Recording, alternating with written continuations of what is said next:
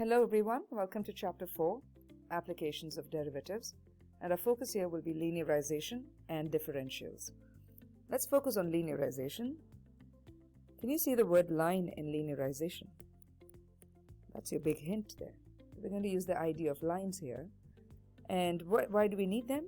Well, this is basically a technique that is used to approximate complicated functions.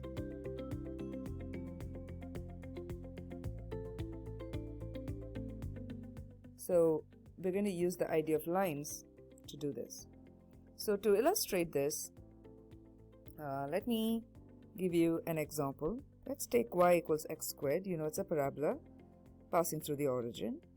And let's say we're focusing on x equals 1. Okay. So at x equals 1 on the curve, if you were to find the slope of the curve at that point, that would become your derivative at that point, right? But you also know that to use this linearization technique, you can we can prove or show that there will be a tangent line that passes through this x equals 1 that touches the curve at 1. And if you took the derivative of this, you know it's 2x, right? So you know that the equation of the tangent line actually is 2x minus 1. So if you use the slope, okay, slope of the curve at x equals 1, you know the derivative, let me show here, y prime is 2x, and when x equals 1, that will be 2 times 1, which is 2.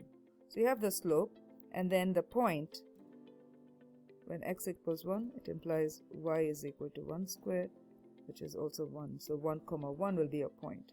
So if you use the point and the slope to get your point slope form, that gives you the equation of the tangent line.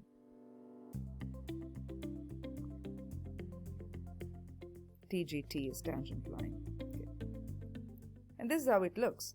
So the red graph is your parabola and the blue one is your tangent line. So let's get closer. That's a tangent line that passes through the point 1 comma 1. Yeah, because that was our focus. So we were focusing on x equals 1. The corresponding y coordinate is also 1. Therefore it's 1 comma 1. And that's the point that's common to both the red graph and the blue line. Now the technique of linearization says if we get closer and closer and closer, we zoom really closer, you look at the neighborhood of 1 comma 1. In fact, you cannot differentiate between the red and the blue. It seems like the blue overtook it. So your curve, which is a parabola in this case, appears like a line at the point of interest when we zoom in closer. In fact, you can see the red and the blue separate a little earlier or a little later, but at 1 and around 1, it appears that it's going to be coinciding with the line itself. In fact, if you go really close, then you begin to see that as if it's stretching even more. But then if you come out, even at this zoomed out level, you can see that they seem to coincide pretty closely there. Yeah? Alright, so that was the idea of linearization, and so now I'm going to come back and write the definition. So our definition for linearization says, if f is differentiable at x equals a, then the approximating function L of x equals f of a plus f prime of a times x minus a. That expression is the linearization of f at a. So we're saying the approximation was as if f of x, the function, whatever the complicated function, that was approximately equal to that line L of x, the linear function that we found at that point. Now remember again, this is linearization of f at a. It's not for the entire function because you can't just approximate a curve into a line. This is true only at that point of interest because that's where they coincide with the tangent line, and therefore we're using the idea, the technique here. And we also say that L is the standard linear approximation of f at a, and x equals a is the center of the approximation. We saw that, right? Because we saw a little above and a little below in the neighborhood of x equals 1, we got the line and the curve to coincide completely. And so we can see that it was kind of the center where this happened. I think we'll better understand with an example, so let's go for it. So a question reads, find the linearization of L of x, of f of x, at x equals a for this given function f of x equals x cubed minus 2x plus 3, and a is 2. So let's go back to the definition quickly to see what this means. Okay, f must be differentiable at a. If that is the case, then the approximating function, this L of x, for this f of x will be around that a, which is 2. So what we're saying is, now f of x we know is a cubic function. It's going to be like a chair shape, right? It's going to have 2 turns. So it's a parabola, it's a polynomial, and therefore it is going to be differentiable at every point. And therefore we know that it's going to be differentiable at 2. Now we're saying what happens, or how could you approximate this with a linearization technique? In other words, can you come up with a line, with an equation of a line at that point, so that this f of x, which is a polynomial, can be approximated to that? So to kind of illustrate the idea, I have the graph for you here. So this red one is the our polynomial of degree 3, right? X cubed minus 2x plus 3, that's what we have. And our focus is at 2, so let me go a little closer. So at 2, we have the corresponding coordinate here to be 7. Okay, so at 2, if you draw the tangent line, we know that the blue line is the tangent line, and the tangent line passes through that curve at 2, at x equals 2. The corresponding point is 7. So let's keep that handy. Now, if we were to find the equation of the tangent line at 2, right, that would give us an approximation for that curve, for the red curve at that point 2. So that is what we're trying to find here. So I'll say using linearization formula,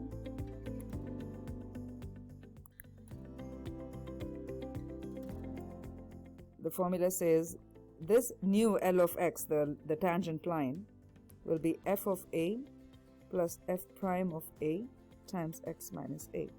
This is nothing but your slope point form that is rearranged. So we are not writing anything new, brand new here. Okay, so we have a here is 2, right? So we're trying to find f of 2 plus f prime of 2 times x minus 2.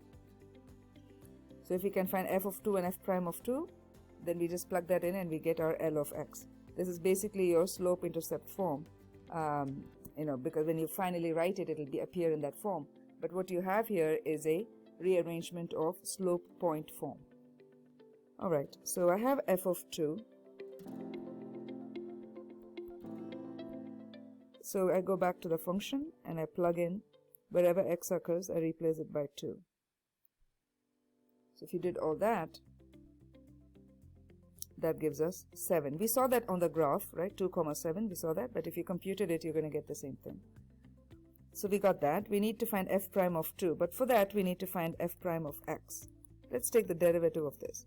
X cubed is 3x squared minus 2 plus 0. So let me write that just for emphasis.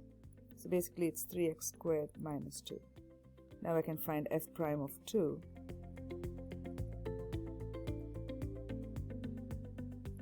In the place of x, I plug in 2. And that gives us 10. Compute this, we'll get 10.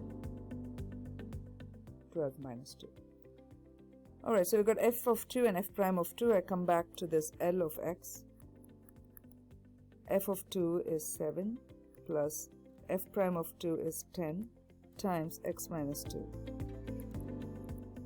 Now we just need to simplify this. Minus 20. 10x, 7 minus 20 is minus 13. Yes. So your L of x, the approximation of this cubic function at 2 comes out to be this line, 10x minus 13. In fact, that's what I have graphed here. So that will be, let me see, I don't think you can see the complete equation that I've written to get this graph, but you can see that that's what has happened, that we got the equation of the tangent line at x equals 2 for this approximation. So we'll do another similar problem where our f of x is given to be x plus 1 over x, and we need to find this around a equals 1. So we have a equals 1, and we have a function that is complicated in the sense that it's rational, right? So if we have this, we know that we need to find f prime of x. So that's going to be 1 plus, well, just before that, let me just rewrite this f of x as x plus x power negative 1. Okay, that way you can do the derivative easily. 1 over x is x power negative 1. So f prime of x will be 1 plus negative 1 times x power negative 1 minus 1.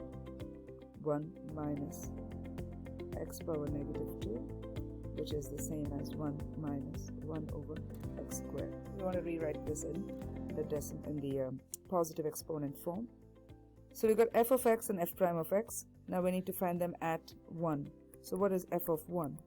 So 1 plus 1 over 1, which is 2. And f prime of 1 will be 1 minus 1 over 1 squared, which is 0.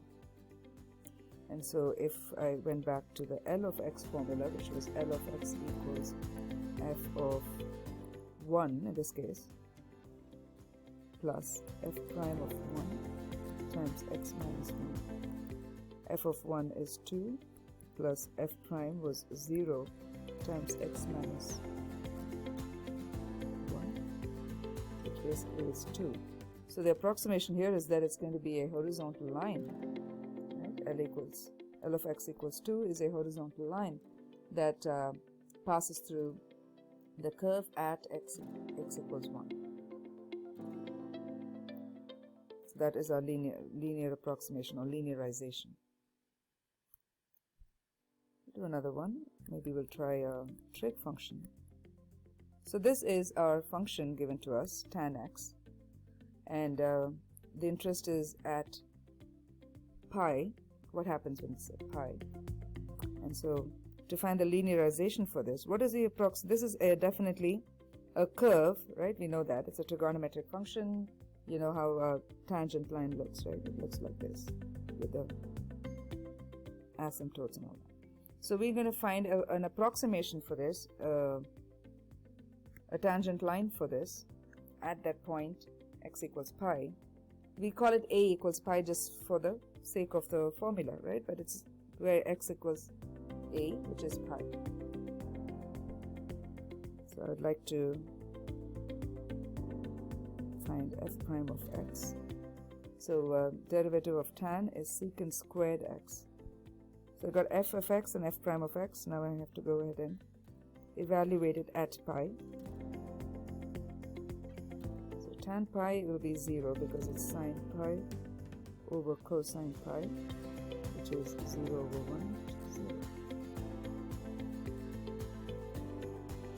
In fact, 0 over negative. And f prime of pi will be secant squared pi. So secant squared is 1 over cosine squared pi, isn't it? And cosine pi is negative 1, so square that. 1 over negative 1 squared all comes back as positive 1. And then now we can use the linearization. L of x is f of a, in this case a is pi, so f of pi plus f prime of pi times x minus pi. So f of pi is 0, f prime was 1 times x minus pi. So all this comes down to x minus pi. So we found the linearization to be x minus pi.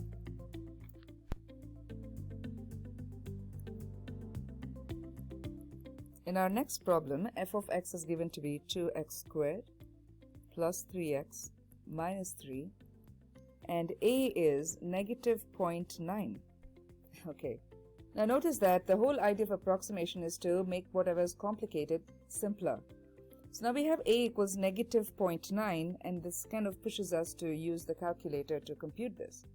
But what we can do here is we can approximate, because it's all about approximation. Therefore, it doesn't hurt us to approximate this a to a number that's much easier to handle.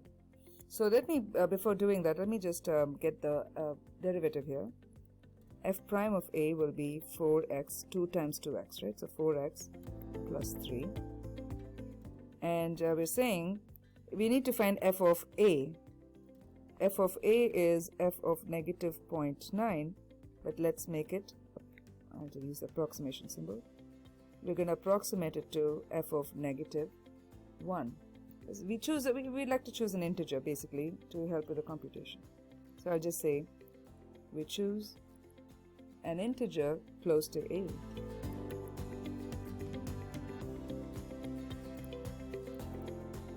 And we're allowed to do this since it's an approximation.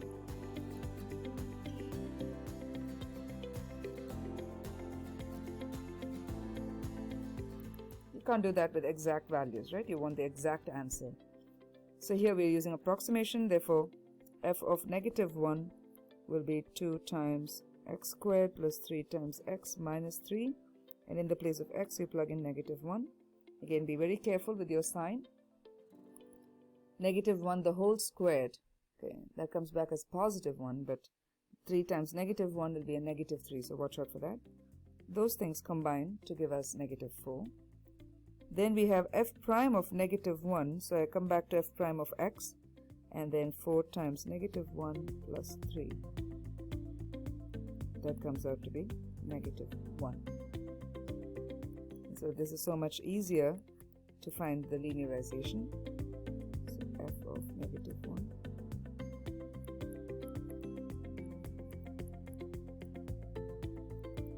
x minus a negative 1. Double minus there. That's negative 4 plus a negative 1 times x plus 1, because I combine the minuses. And for f of negative 1, the answer came back as negative 1. Putting them all together.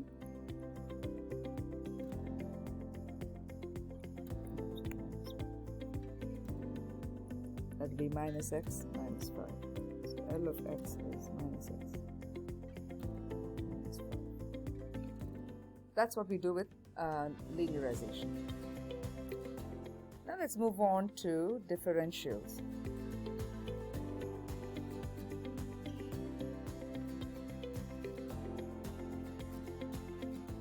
Now this dx and dy that we've been using, these are called differentials.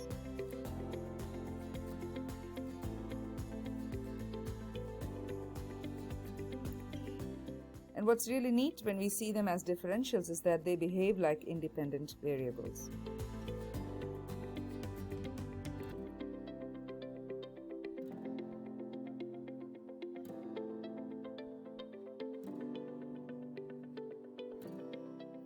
What does that mean? That just means that this dy over dx would be like a ratio, okay? If they behave like independent variables, this would be a ratio. That means you can move the dy and the dx around. Let me show that to you here. Dy over dx is our f prime of x, right? We understand that. It's these two notations are coming together, the prime notation and the d notation. Because they behave like ratio, they would behave like independent variables, I can just multiply both sides by dx, and it appears like dy is f prime of x times dx. Okay, so what we're saying is, like, what did not seem separable in the beginning because it made sense, like how fast is y changing with respect to x.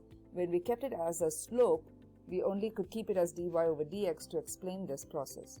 But now when we see them as differentials, we are able to see them as dy and dx, two independent variables. Therefore, we could separate them out so that we can solve for dy not just dy over dx like we did in implicit differentiation. Here we're going to do dy, which can be written as f prime of x times dx. So I'll just give you a basic example here. So if they said find dy and they gave you y as x power 5 plus 37x, what would we do? Well, we're saying previously, I'll just write the y one more time.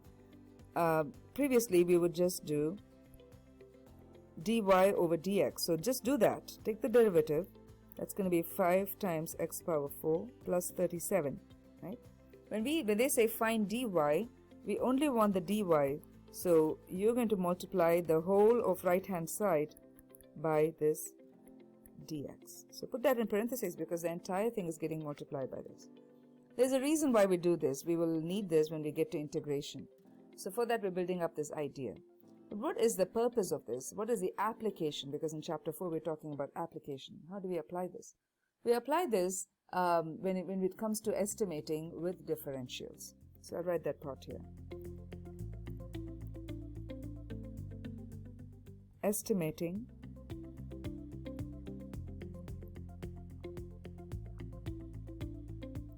using this idea of differentials.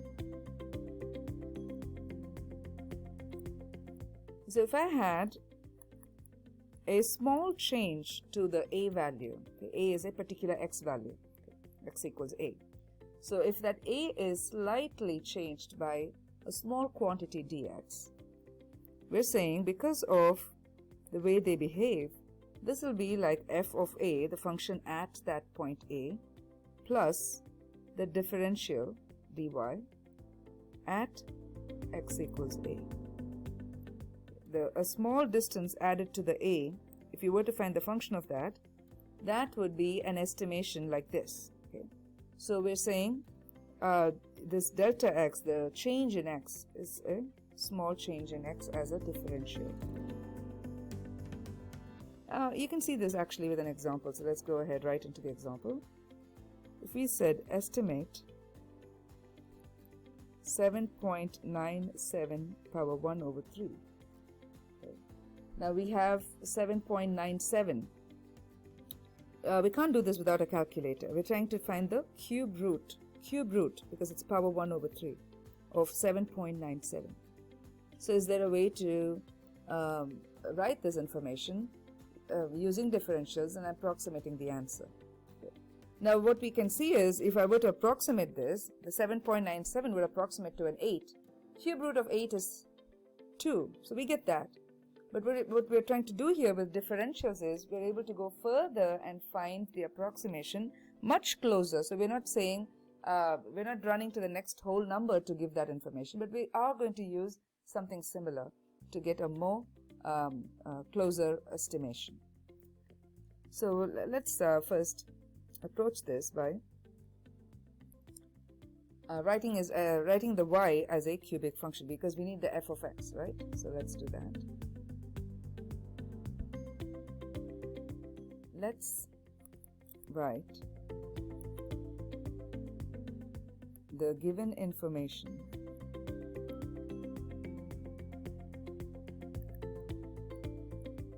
as a cube root function.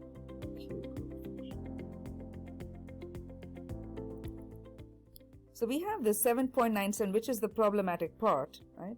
So we're going to say let y equal x power 1 over 3. So I'm calling this a function, okay? And we're trying to basically find the function, which is, I can also write it as f of x, as x power 1 over 3. So this x is what is problematic, and we're going to use differentials there. Right. But just before that, let's take the derivative of this, or find the differential of this. dy will be, in fact I can show it to you, dy over dx first. It's 1 over 3 x power 1 over 3 minus 1, isn't it? So dy over dx is 1 over 3 x power negative 2/3. And we can bring that down. So dy over dx is 1 over 3 x power 2 over 3. Okay. Now we need to write it as a differential. So dy is 1 over 3 x power 2 over 3 times dx. So you don't have to put the dot there, but just want to show you that it's times dx. The whole idea is we have this information, so I'm trying to get the dy, and therefore I take the derivative of this function that I rewrote the original question as. So we are going to approximate that decimal information 7.97 to 8, and for us to approximate it, to round it or bump it up to 8, we had to add a 0.03, right? So I'll say by adding 0.03. So what we're saying is, well, this a plus dx will be that x. And what is a? A is something we want to keep it convenient. So we want the a to be 8, right? Again, come back to the estimation formula, because we want to find f of 8. So if a is a nice number, if it's an integer, it helps us even with the dy, because we need to evaluate dy at that x equals a.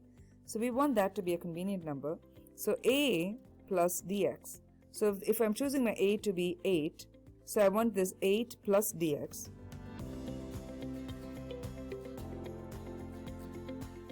to be the value that we chose, right? So for that I want to come back here. Remember, this 7.97 is what I wrote as x, isn't it? So I rewrote that as x so that I'll be able to take the derivative, because if I didn't write it as x, if I took the derivative of 7.97 power 1 over 3, I'll just get a 0, because it's a derivative of a constant. So I had to turn this into an x so that I could find the derivative. So ultimately this x is my 7.97, and therefore I know my x has to be 7.97, but I want to keep my a as an integer. So what should happen here? My dx must be a negative 0.03. So if I added a 0.03, I'll get up to an 8, but if I subtracted 0.03, then I come back to my x value. Okay, so that is the idea. So a is 8, dx is negative 0.03, and our x is 7.97. So using this information, and of course the estimation, f of a plus dx is given to be f of x, which is f of a plus dy, of course at x equals a. Right? The function f of x is f of a plus dx, which is given to us by differential estimation formula, that is f of a plus dy. Now let's plug them all in. Okay. So f of 7.97, that's f of 7.97, which is f of 8 plus negative 0.03,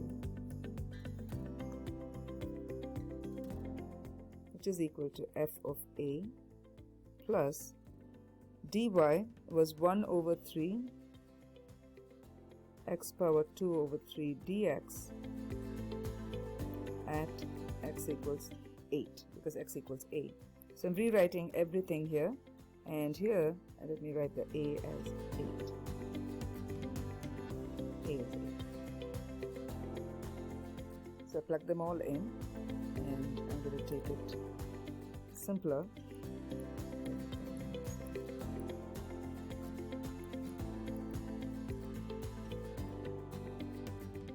Three times, x is 8, right? So the 8 goes in there, times dx. We saw the dx was negative 0.03. I'm going to plug those in there. And let's come back to the function and say f of 8. F of 8 was, f of x was x power 1 over 3. Right? I'll take you back there quickly. Your f of x is x power 1 over 3. So f of 8 will be 8 power 1 over 3, which is 2. So f of 8 is 8 power 1 over 3. Take it one more step slowly.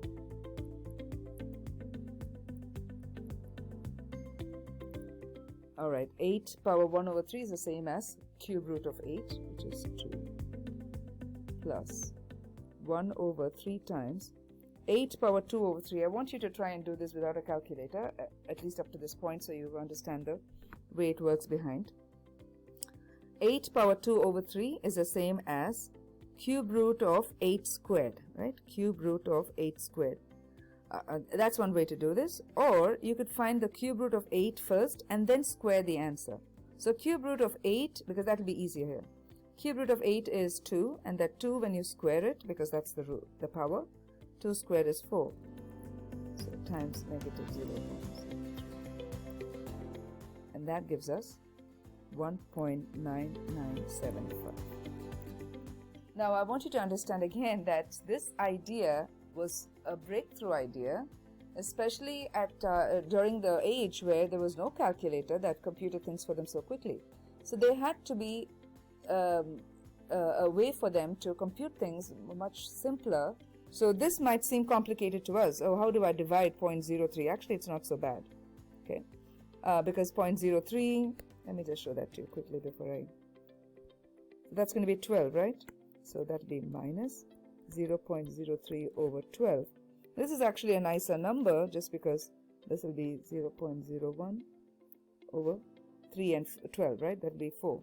And then when you simplify that, that will give you 0.0025.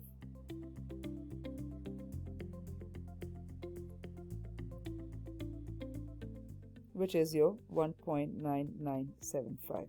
So honestly, this is a whole lot easier than computing this entire thing for 7.97. In fact, finding the cube root of 7.97, which is really, really painful. Okay, so it's with that appreciation that I would like you to approach these problems, because you might think, well, I might as well use the calculator and get my 7.97. So we're going to do that too. Okay, so I'll just say the calculator value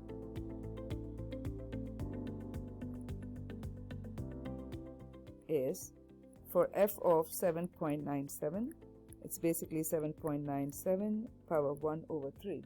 So you can actually do that on your calculator right now. And for power 1 over 3, of course, use the caret symbol. This is called the caret symbol, C-A-R-A-T. If you had the x power y button, of course, use that. But if you didn't have that, look for this caret symbol, and that will raise it to the power, and then you're going to do the 1 over 3 there.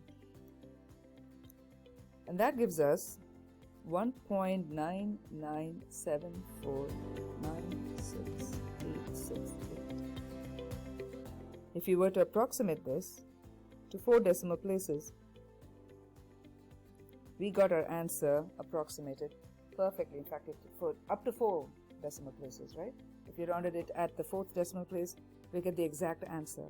So we didn't say, oh, this is very close to 2, so the answer is 2. We didn't do that. We, in fact, came down to 1.9975. And I think that is really, really powerful. It was very important. It was meaningful when these things were discovered centuries ago. And it really helped in engineering also, because they were able to compute using this approximation to a value that was accurate enough for engineering, construction, and for all those amazing monuments that they built at that time when there was really no calculators or computers. So it's really marvelous to see that they had harnessed the idea of differentials to estimate this. I'd like to do another one.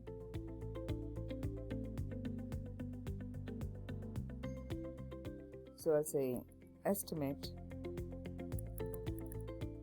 1.0002 power 50. Oh, how do we do this? Okay. There's a shortcut actually for this. Okay. The shortcut is, if you had, in fact there's a formula, 1 plus x power k is approximately 1 plus kx. That's really neat, isn't it? So if we were to do that, our k here would be 50. So 1 plus. So separate this 1.0002 as 1 plus 0.0002. Separated it.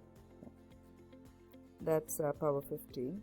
That will be approximately 1 plus 50 times 0.0002. And that's a whole lot easier to calculate because 5 times 2 is 10. And then look at the number of zeros for the decimal places. So 1, 2, 3, 4. And there was a 0 here, right? So do all those computations if you're doing it by hand. And that comes out to be this, which is 1.01. So the approximate value for this is 1.01. It looks really, really brilliant, right, to come up with that answer. So we can do this if you knew the shortcut. If you were to do it elaborately,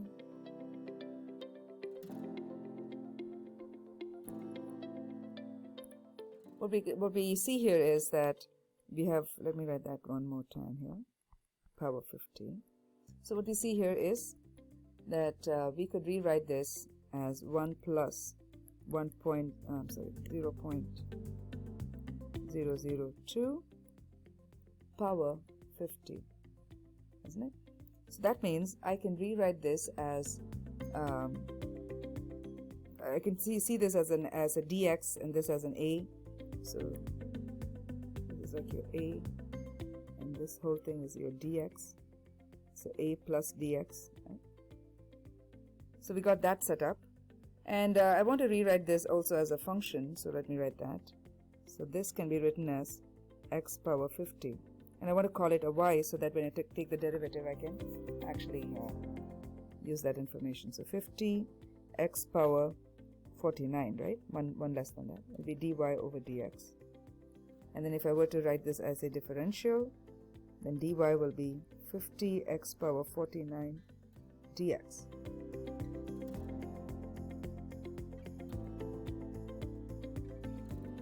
All good. Now we need to evaluate this dy. We did all that last time in the formula. I want to just do them separately first. When x equals 1, because a is your it's approximately like your x.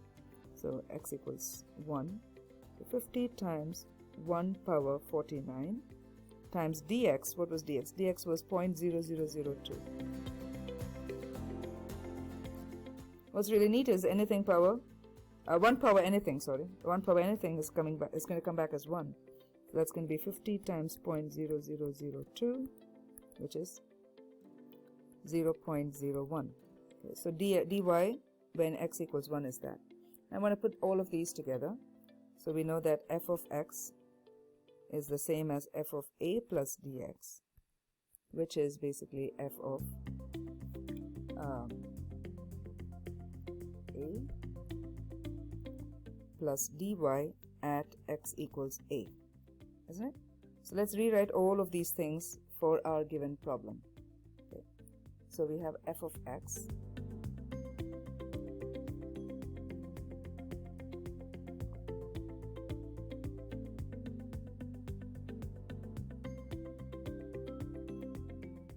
(1.0002), which was f of 1 plus 0.0002, which is f of a, in this case a is 1, f of 1, plus dy when x equals 1. So we found f of 1,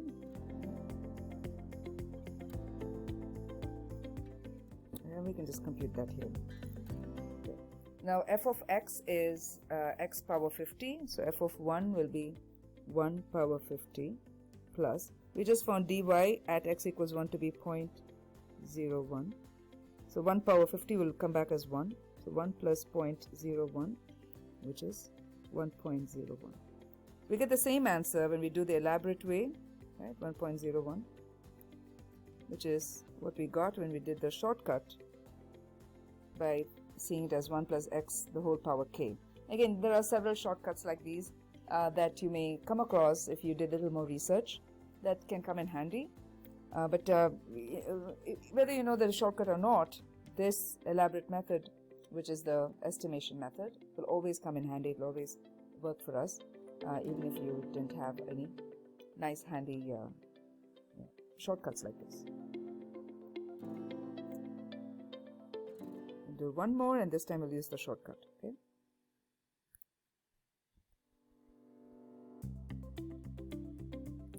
Estimate cube root of 1.009.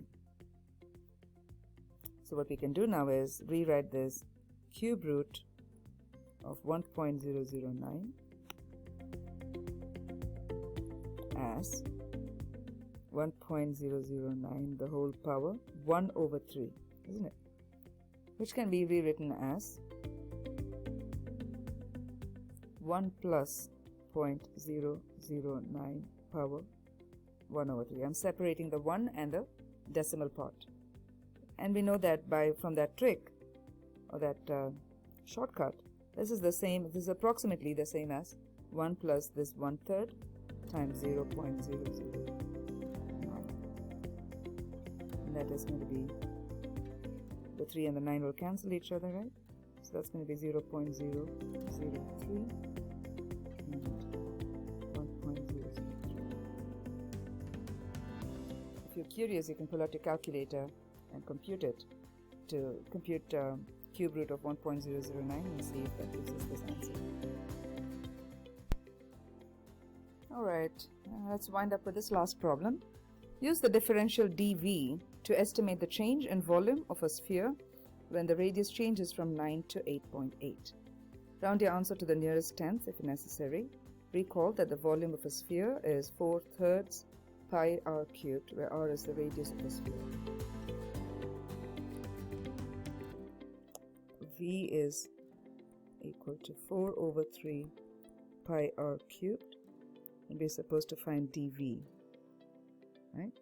And obviously it says dV to estimate the change in volume when the radius changes. So dV over dr is basically what we're trying to find, because we're trying to find the derivative with respect to r, the radius. And so that will be 4 over 3 pi. All of these are constants, so keep them together, times 3r squared, because they're taking with respect to. So I'll just say differentiating with respect to r. And that information comes right from here, change in volume when the radius changes. Okay. And they want us to find dV. Therefore, dV will be, simplifies here, 3, dV is 4 pi r squared dr. So in our question, they're saying the radius changed from 9 to 8.8. Radius changes from 9 to 8.8. It went through a small change. So what this really means is that your r is 9 and the change was the dx. So from 9 it went down to 8.8, so it went down by 0.2, isn't it? So that's a minus 0.2. It went down. So all you have to do is plug them in your dV expression. So I have 4 pi and r is 9 squared and dx is negative 0.2. So this approximately is negative 203.6. So we have approximated the dV, the change, right? The change in the volume. And so if you were to interpret this, we'll say we estimate. This is estimation, you know that, right? Because that formula that we're using by plugging in for r as 9 and dx as this comes from the formula which we use to estimate differentials. So we estimate that the volume of the sphere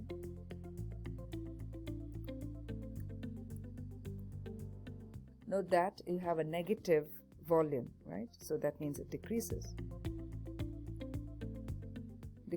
by 203.6. Remember, this is volume, so it has to be in cubic units. We don't know what the unit was. They didn't say centimeters or inches or whatever. So we'll just say cubic units when the radius